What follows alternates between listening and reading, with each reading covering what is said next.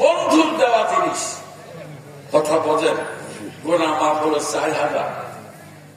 আল্লাহ বলেন ফেরেশতা জায়গাটার অবস্থা কি? আল্লাহ ফাঁকা হয়ে গেল।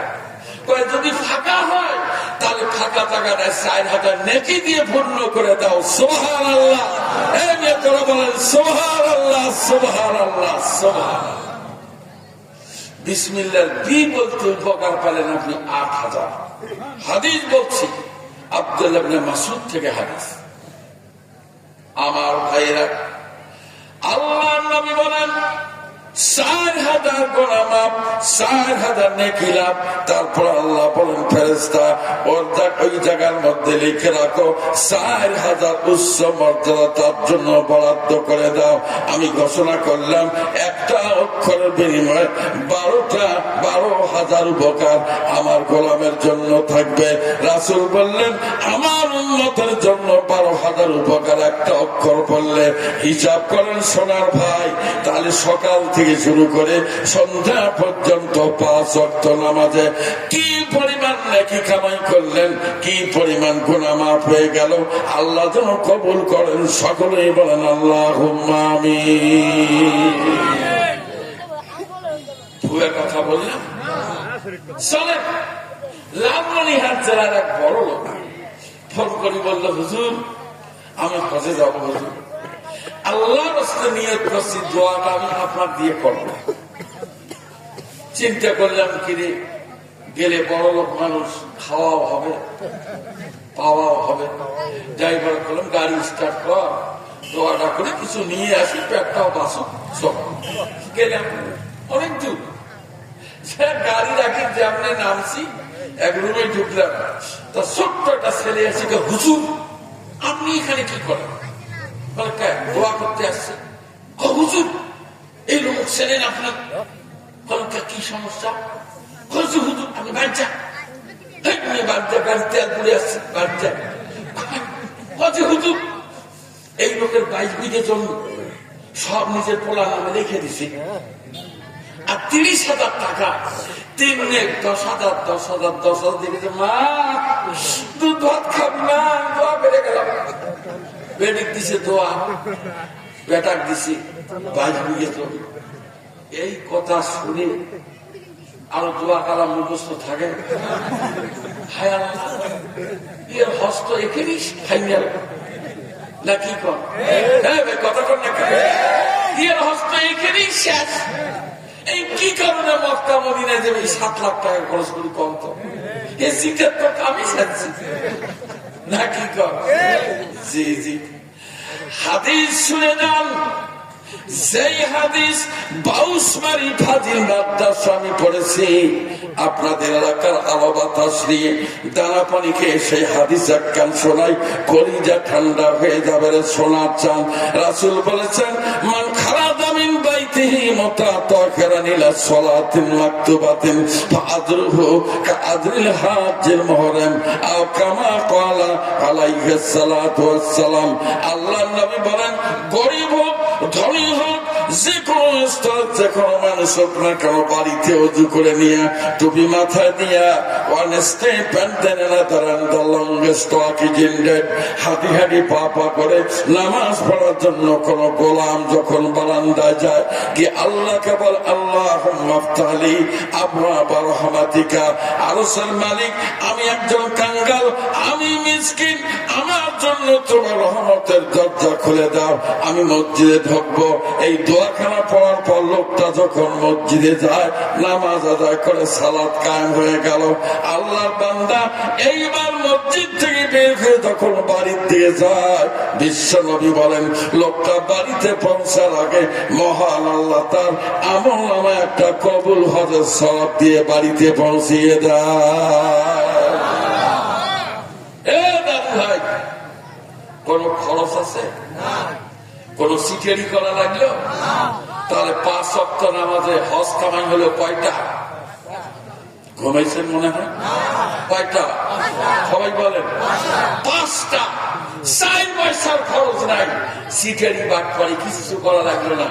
খালি আমি চিন্তা করি বেটারে 22 বিঘে জমি তোমার বেটার নামে লিখে দাও, এই 22 বিঘে বেটির নামে লিখে দিয়ে বেটার কাছে 10,000 টাকা নিয়ে যদি প্রস্তাব দেয় তো আল্লাহর কসম আমার বিশ্বাসে বুড়ে বয়সে যে কটা দাঁত আছে এক থাপড়ে দাঁত সব ফালি দিত বেটা।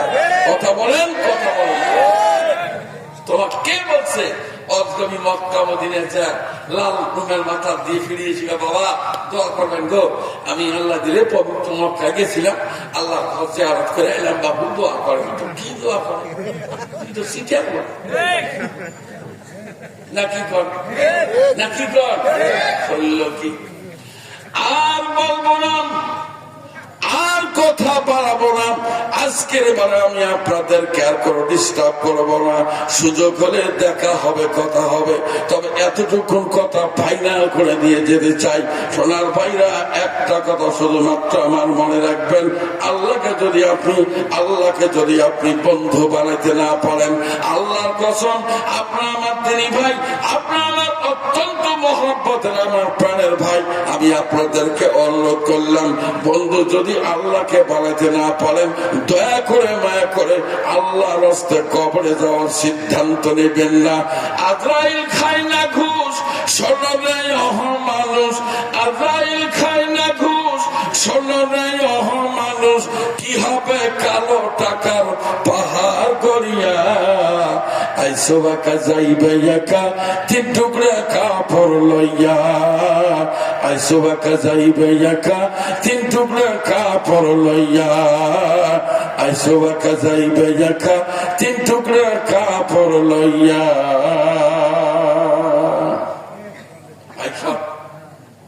আমার মনে হয় আজকের ওয়াজের দরকার নাই। আপনারা আমার কথা বুঝতে পেরেছেন।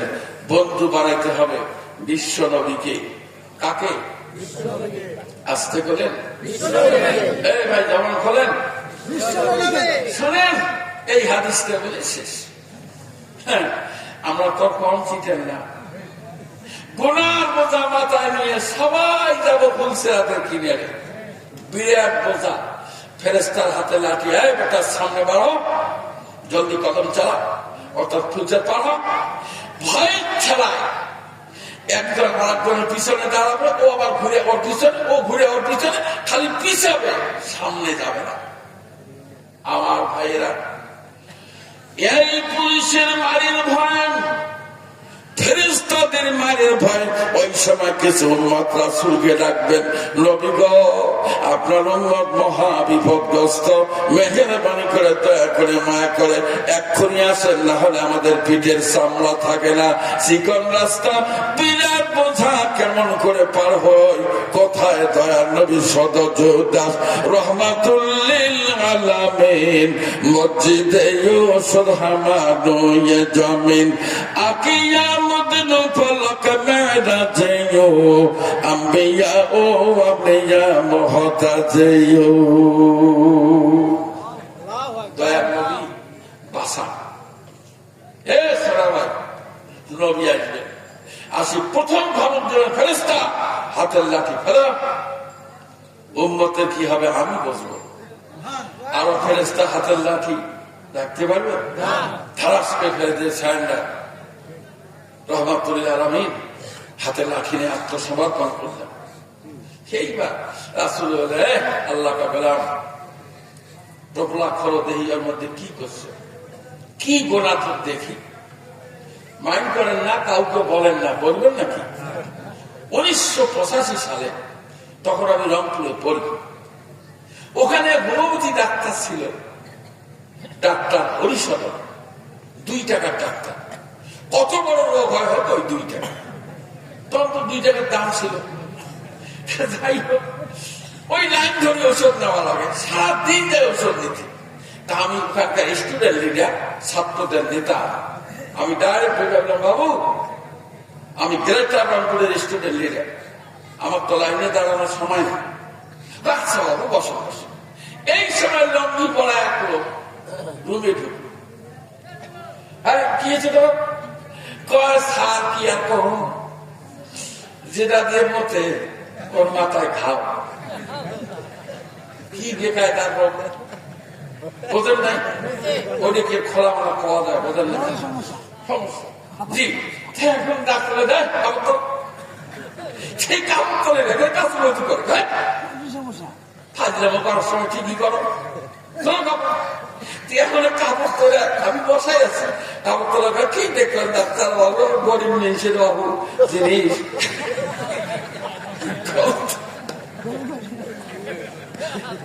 বুঝছেন না, বোঝেন না, এটা মানুষের সামনে পাওয়া যায়। এই জন্য গোপনে কথাটা বললেন, কাউকে বলেন কাপড় তোলা বাবু কি দেখবেন ডাক্তার বাবু গরিব মানুষের সেই চর্চা। এই লোক টোপলা করতে যাবে না, দুনিয়ার হকাম দিয়ে টোপলা বোঝাই কি দেখবে। এ ভাই হাদিস কোন দেখি এক ভাই দিনের গোলা, রাতের গোলা, জঙ্গলের গোলা, ময়দানের গোলা, একে চলার গোলা, বলার গোলা, চাকরির গোলা, লকড়ির গোলা, সুদের গোলা, ঘুষের গোলা, খালি টোপলাই টোপলা। এই লোক তো শর্মে অস্থির, আল্লাহ কি বিপদে পড়লাম গো, নবীর হাতে ধরা পড়লাম। আমার ভাইয়েরা, আল্লাহ নবী টোপলা খুঁজতে খুঁজতে যখন দেখতে পাবেন ছোট্ট একটা টোপলা দেখা যায়, টোপলাটা হাতের মধ্যে নিয়ে রাসূল গিরা খুলবেন, খুলে দেখতে পাবেন এই উম্মত তামাম জিন্দেগিতে নবীর উপরে একবার দরুদ শরীফ পড়েছে। মহান আল্লাহ আলাদা টোপলার ব্যবস্থা করেছেন, যখন সুবহানাল্লাহ খোদা বদহা ফদিনে মসত ফাবাস মোহাম্মদ হামিদ হামদ খোদা বস। রাসূল একটা হাসি দিবেন, এই আল্লাহকে বলা ঘাবড়াইস না, don't take your mind heavy, অন্তরে কোনো চিন্তার জায়গা দিও না, এই তো টোপলা পাওয়া গেছে, চল লক্ষ কোটি মানুষকে দাঁড় করে খলিল করবেন না। আল্লাহকে বলাম সামনে কলম বাড়া, সামনে চল, পিছনে আসি। রাসূল পার করে দিবেন। শোনা ভাই, রাসূলের সাথে যদি আপনার বন্ধুত্ব না থাকে, ফেরেশতা আওয়ামী লীগের মতো পিঠের চামড়া থবে না। ঠিক ঠিক জি। কার সাথে প্রীতি করবেন? তারপরে নবীর সাথে, তারপরে কার সাথে কর? আল্লাহর সাথে, তারপরে কার সাথে? জি জি জি, আর বক্তৃতা শোনার দরকার নাই। আল্লাহ রাসূলের সাথে বন্ধুত্ব করলে নামাজ পড়ার কোন প্রয়োজন নেই। আছে আছে, সিরাজগঞ্জে গেছি ওয়াজ করতে পারে, পড়িতে এত 2 নম্বরই তুই, আমি তো জানিনি। সোয়ার আল্লাহ কয় বাবা আল্লাহ নাই রে দুনিয়া, আল্লাহ নাই রে দুনিয়া, আল্লাহ বলে দুনিয়ার নাই। মেলা দিন গজল পয়তারে পাইবার আসে শৈলের গেলাম মক্কা মদিনা, যায়া দেখি খালি হাজি আল্লাহ নাই সে ঠাই, আল্লাহ নাই রে দুনিয়ায়। মক্কা মদিনা যাদি খালি হাজি আল্লাহ নাই। বাবা আল্লাহ আছে আদম তুমি সে তালা হলে ফেরেশতারা সিজদা দিল বাবা কি সে, আল্লাহ আছে আদম তুমি সে টুইলের ভিতরে আল্লাহ, তাহলে সেজদা দিতে হবে টুইল, এই সেজদাটা পাবে আল্লাহ। খায়রে সিটেরি এবার বেকায়দার কথা। যাক চলেন, কিসে কে বলছে আমরা গরিব, কে বলছে সাল চামড়া নাই, 200-100 খেলে বাড়ি করি, একটা তো থাকতে পারে না, পারে না তো পারে না, পিঠের চামড়াও থাকে না। ঠিক না বেটি? ঠিক না বেটি? এ ভাই, এ বাড়ি দিয়ে আপনি কি করতে চান? কি করতে চান? সিটের দিয়ে টাকা কামাই করে বাড়ি করে কি লাভ? চক্ষু দুইখান বন্ধ হবে, আজ না হলে কাল, আজরাল এসে খুলবে যেদিন মননের ভার। আপনার ভাই খোলা হবে, চোখ বন্ধ হয়ে যাবে। ঠিক এমন এক জীবন তোমার আসিবে তখন, চন্দ্র সূর্য আলো বাতাস নাই রে প্রয়োজন। ইস, লাশ পড়ে থাকবে, আর আলো বাতাসের দরকার নাই। আছে কি? আছে কি? এমন এক জীবন তোমার আসিবে তখন, চন্দ্র সূর্য আলো বাতাস নাই রে প্রয়োজন। সে জীবন তোমার এত কাছে, সে জীবন তোমার এত কাছে, ডাইরি কলমাই, আজরাল এসে খুলবে যেদিন মরণের ভার। কিভাবে সিদ্ধান্ত নেন? আল্লাহকে বন্ধু বানাতে রাজি আছেন?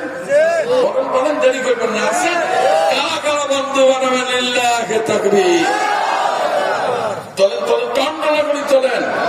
জি আল্লাহ কবুল করো, বলেন আমিন আমিন আমিন। বাস হাত নামা।